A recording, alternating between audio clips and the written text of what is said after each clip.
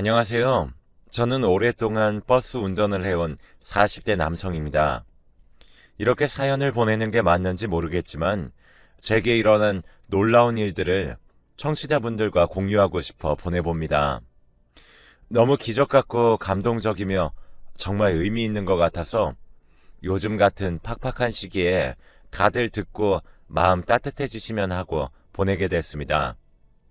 저는 어려서부터 운전과 관련된 일들을 많이 했었습니다. 군대도 운전병으로 다녀왔고, 대학 졸업하고서는 바로 한 서울의 유통회사에 취업하게 되었습니다. 처음엔 수출과 수입과 관련된 분야에서 일하다가 나중엔 유통 구조에 대해서 깊게 알게 되었는데 문득 운전과 관련된 기능들을 취득해두면 좋을 것 같아서 일륜기 면허나 화물 면허도 따게 되었습니다. 그러다 보니 점점 전문적으로 운전하는 것에 흥미를 느끼게 되었고 직장이 지루하게 느껴지더군요. 그래서 배를 모으는 일에도 흥미를 갖게 되었고 제대로 배우기 위해 다시 대학을 진학하고자 공부를 시작했었습니다. 늦은 나이에 대학을 위한 공부를 하려니 막막했지만 꿈이 확고했었고 하다 보니 또 할만하다고 느껴져서 몇 개월 정도 공부에 집중했습니다. 그러던 어느 날 예비로 시험지를 풀게 됐는데 점수가 너무 엉망으로 나왔고 과거에 저는 충격을 받았었습니다. 그래서 바로 다음날 근처의 학원에 등록했고 다니게 되었습니다. 20대 중후반의 늦은 나이였기에 저와 비슷한 또래로 보이는 조교 선생님이나 강사님들이 계셨지만 개의치 않고 열심히 공부에 매진했었습니다. 그러던 어느 날 제가 수업을 듣는 교실에 어떤 처음 보는 여자가 등장했고 저는 처음 본 순간부터 그 사람에게 사랑에 빠지게 되었습니다. 아직도 첫인상이 생생하게 기억이 납니다. 작은 키였고 마구 자란 단발머리의 소녀였는데 교실이 꽉 차 있었어서 어디에 앉을지 고민하고 당황한 표정이 너무 귀엽게 보였었습니다. 저는 열심히 그 여자에게 구애했고 그분도 역시 공부를 하시고 시험을 준비하시는 분이었기에 저를 거절하고 계속 거리를 두려 하셨습니다. 저는 너무 안타깝고 아쉬웠지만 저에게도 공부를 하는 것이 중요했기에 시험 끝나기만을 기다렸습니다.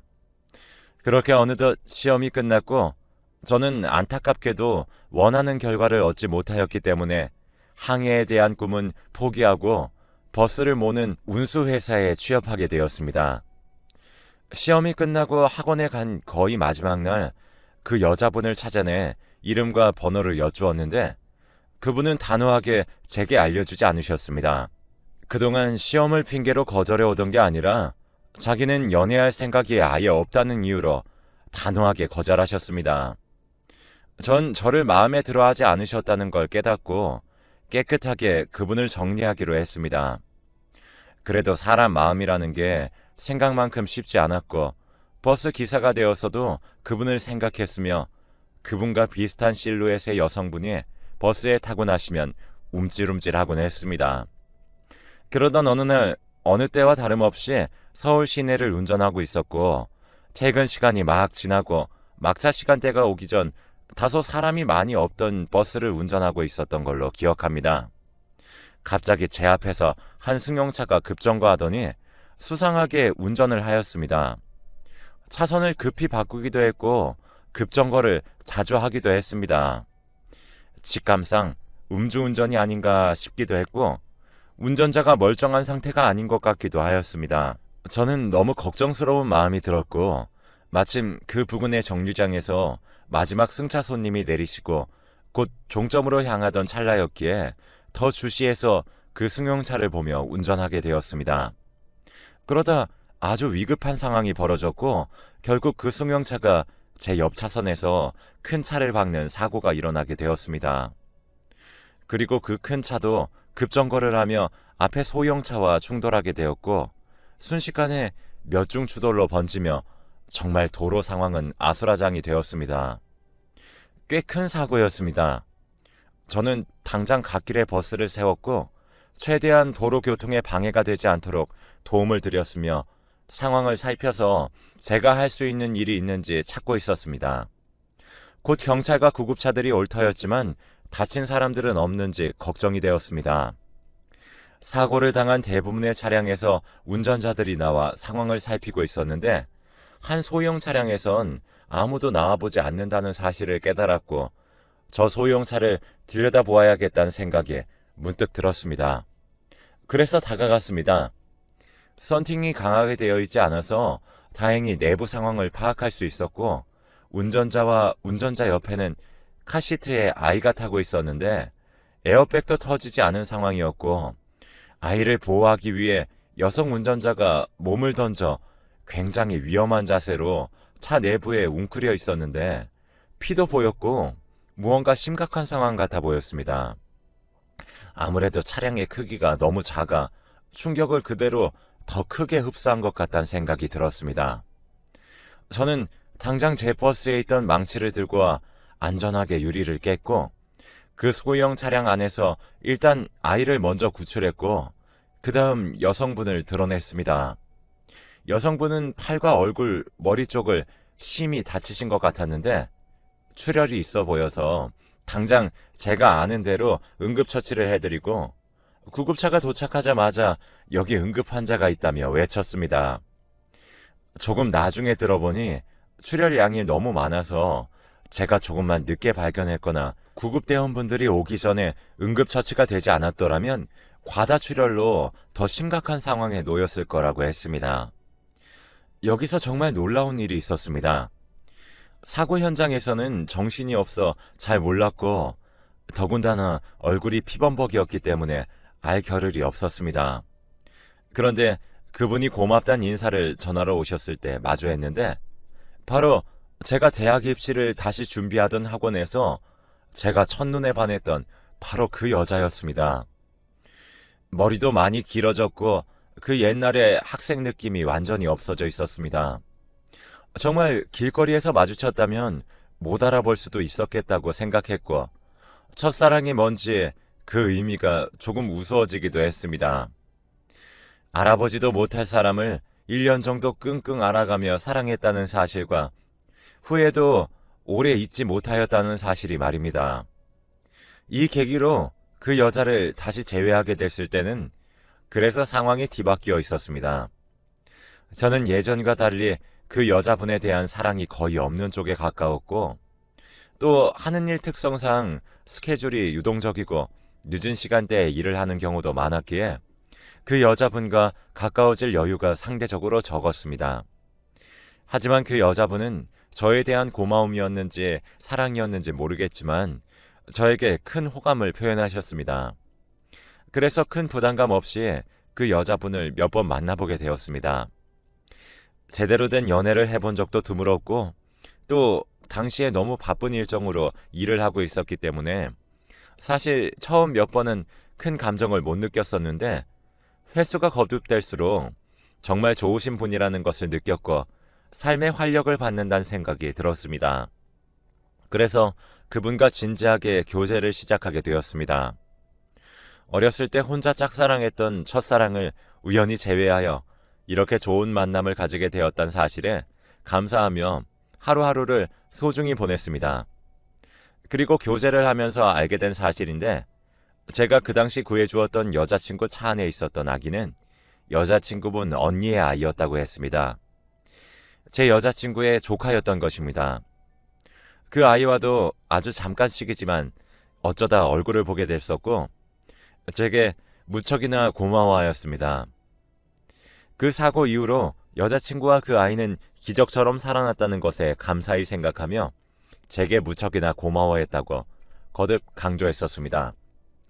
정말 행복한 나날들이었고 여자친구와의 사랑은 점점 깊어져 갔습니다. 그러던 어느 날 여자친구가 굉장히 심각한 표정으로 제게 울며 말했습니다. 형부가 조금 심각하고 고치기 힘든 병에 걸렸다는 소식이었습니다. 여자친구를 달래고 상황을 찬찬히 들어보니 여자친구의 형부분은 희귀한 병에 걸리신 상황이었고 그 병은 바로 갑자기 바람이나 추위가 느껴지면 심각한 통증을 느끼는 병이라고 전해 들었습니다. 정확한 병명은 기억이 안 나지만 치료가 매우 어렵고 그 형님분이 느끼신다는 통증의 정도까지 매우 심각한 상황이라서 매우 안타까운 경우였습니다. 무엇보다도 그렇게 질병을 얻게 되시면서 기존에 다니던 회사를 더 이상 다니지 못하게 되셨고 자연스럽게 수입이 끊기며 가정이 매우 힘들어졌다는 이야기도 전해 듣게 되었습니다. 여자친구가 언니네 가족과 매우 각별하게 지내는 사람이었기에 여자친구는 본인의 일처럼 하루하루 너무 힘들어하였고 급기야 저 몰래 본인이 일을 늘리기까지 하였습니다. 밤까지 운영하는 술집에서 서빙 아르바이트를 하며 수입을 늘려서 언니네 사정에 보탬이 되려고 하였습니다. 초반엔 일을 하는지도 몰랐는데 이게 시간이 지나니까 점점 여자친구가 피곤해했고 체력적으로도 많이 힘들어 했었습니다. 그러다가 저에게 들키게 되었던 것입니다. 저는 버스 운전 기사였고 여자친구는 당시 학원 강사였기 때문에 수입이 형부의 가정을 책임지고 도울 만큼 여유롭지 못했습니다. 여자친구가 점점 더 힘들어함과 동시에 저에게 의존하는 정도도 커졌고 그 무렵 저는 이상하게 여자친구와의 결혼을 결심하게 되었습니다. 그래서 조금 지나지 않아 간소하게 결혼식을 올리고 혼인신고를 하게 되었습니다. 그리고 제가 책임지겠다고 이야기했습니다. 원래 제 아내가 빚지는 걸 못 견디는 성격이었고 저와 연인 사이일 땐 더욱 그게 심했었는데 결혼을 하니까 조금은 나아졌습니다. 그래서 제가 버스 운전을 일찍 마치는 날이나 휴무 날에는 대리운전 일을 하게 되었습니다. 정말 열심히 일했고 그렇게 번 돈으로 저축도 했고 아내의 언니, 그러니까 제 처형 가족 내 살림에도 보탬을 드렸습니다. 그렇게 하루하루 열심히 살다 보니 몸은 너무 피곤했지만 아내를 고생시킬 수는 없었기에 정말 열심히 일했습니다. 그러던 어느 날 제가 대리운전 일을 하던 한 새벽이었습니다. 그날도 너무 피곤했지만 졸음운전은 안 되기에 정말 졸음을 꾹 참아가며 일을 하던 중이었고 마지막 차량에 탑승하기 전에 근처 편의점에서 에너지 드링크 음료를 구매해서 마시고 탔습니다.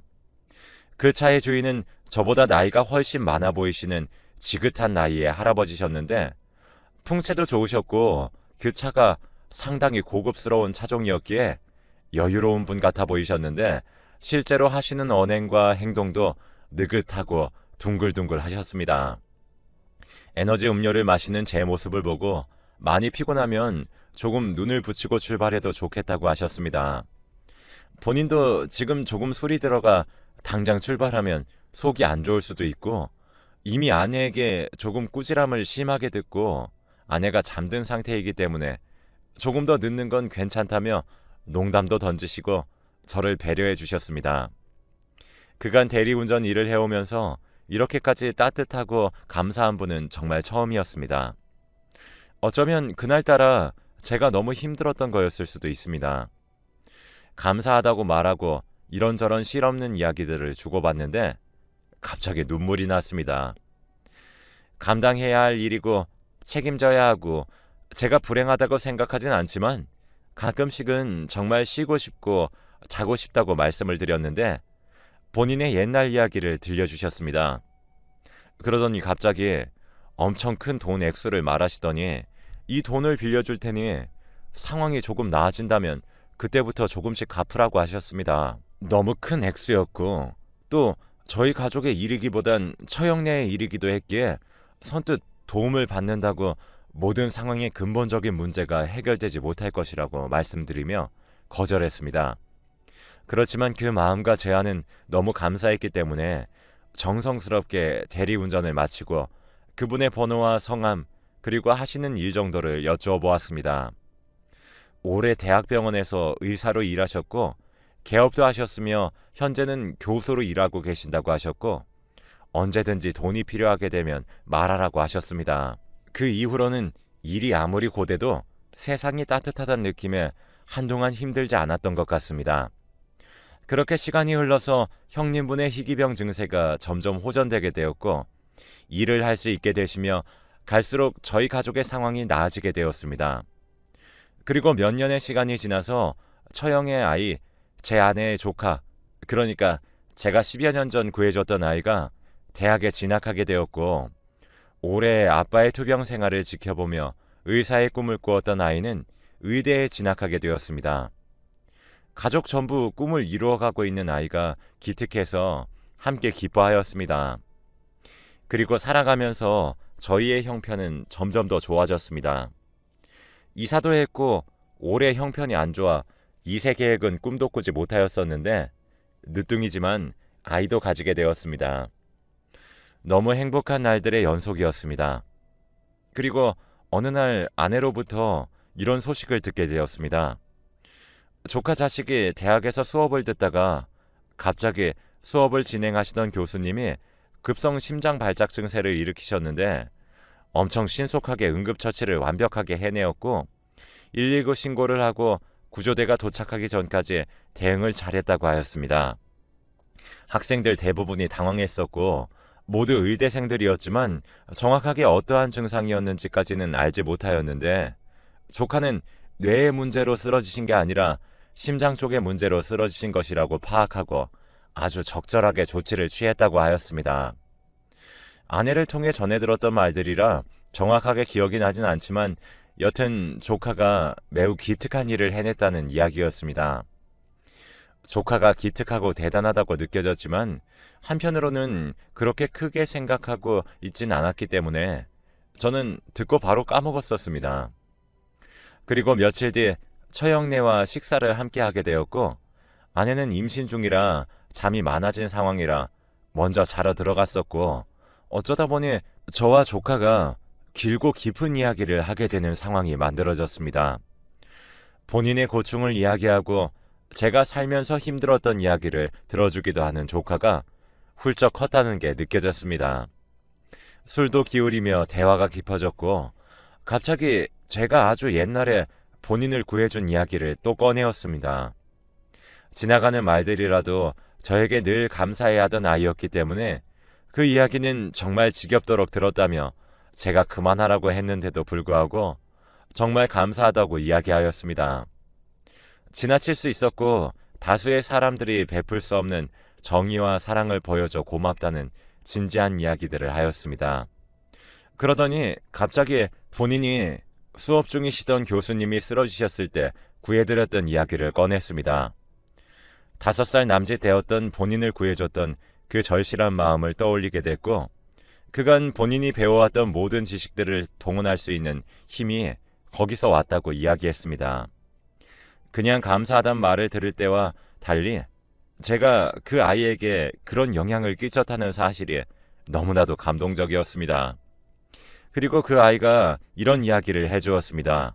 본인이 제대로 되었던 응급처치 때문에 평소 심장이 안 좋으셨던 교수님의 갑작스러웠던 발작을 잘 극복할 수 있었고 그것에 큰 감사를 느낀 교수님께서 본인을 불러 이런저런 이야기를 했다고 했습니다. 그때도 저는 그 교수에 대한 관심은 없었기에 이름을 물어보거나 할 생각까지는 없었습니다. 그리고 그 교수님이 저희 조카에게 이런 질문을 했다고 했습니다. 듣자 하니 미친 듯이 본인을 살리려 노력했다고 들었는데 도대체 어떤 것이 학생을 그렇게 정의롭게 만들었냐고 물어보셨고 그때 조카가 대답을 하기 위해 진지하게 생각해 보았다고 합니다. 그리고 자기의 마음속 한구석에 저에 대한 감사와 그로 인해 사람을 구하고 목숨을 중히 여기려는 마음이 자리 잡을 수 있었다는 것을 깨달았다고 대답을 드렸다고 했습니다. 그 대답을 들은 교수님은 더 자세한 이야기가 궁금하다고 하셨고 제 조카는 거기서 제가 어릴 적 본인을 구했던 이야기를 했다고 했습니다. 교수님은 조카와 저에게 식사를 대접하고 싶다고 말씀하셨고 조카가 같이 식사를 할 생각이 있냐고 제게 물어왔습니다. 훈훈한 자리가 될 것 같았고 마침 제안받은 날도 제가 휴무인 날이었기에 저는 좋다고 했습니다. 그리고 그 약속 당일 조카와 함께 고급스러워 보이는 식당으로 향했습니다. 거기서 저는 정말 엄청나게 놀랐습니다. 바로 몇 년 전 제가 처형네를 돕기 위해 대리운전 일을 할 때 감동을 받았던 의사분이 저희를 기다리고 맞이하고 계셨기 때문입니다. 그 순간 조카의 교수님, 즉 저에게 큰 힘을 주셨던 그 의사분도 저를 보고 정말 깜짝 놀라셨습니다. 세상이 너무 좁다곤 하지만 이렇게 인연이 되는 것이 정말 너무나도 놀랍고 신기하였습니다. 제가 우연히 버스를 몰다가 사고를 목격하였고 도움을 준 사람이 감사하게도 첫사랑이었기에 제외할 수 있었고 그 옆에 있던 아이도 저로 인해 생명을 구할 수 있었으며 그 아이가 커서 저에게 받은 도움을 기억하고 본인의 교수님을 도왔습니다. 그리고 저는 힘들 때 한 어른으로부터 큰 도움을 받았었고 어떻게 갚을지 모르는 채로 평생을 감사히 살아오고 있었는데 저에게 도움을 받은 제 조카 녀석이 그 은혜를 대신 갚아드린 것은 아닌지 싶기도 하였습니다. 세상이 너무 아름다운 것 같았죠. 그 식사 자리에서 저희의 이야기들을 모두 들은 조카는 너무 놀라하셨습니다. 제 조카는 저에게 감사하고 있었고 저는 교수님께 감사하고 있었으며 교수님은 제 조카에게 감사하고 있었습니다. 모든 것이 다 믿기진 않았지만 마음이 벅찼고 세상이 너무나도 특별하다고 느껴졌습니다. 이 이야기를 통해 많은 사람들이 힘든 요즘이지만 큰 힘을 느끼셨으면 좋겠습니다. 저는 요즘도 이 귀한 그리고 너무나도 운명 같고 믿기지 않으며 신기한 일들을 곱씹으며 하루하루 감사히 삶을 살아가고 있습니다. 읽어주고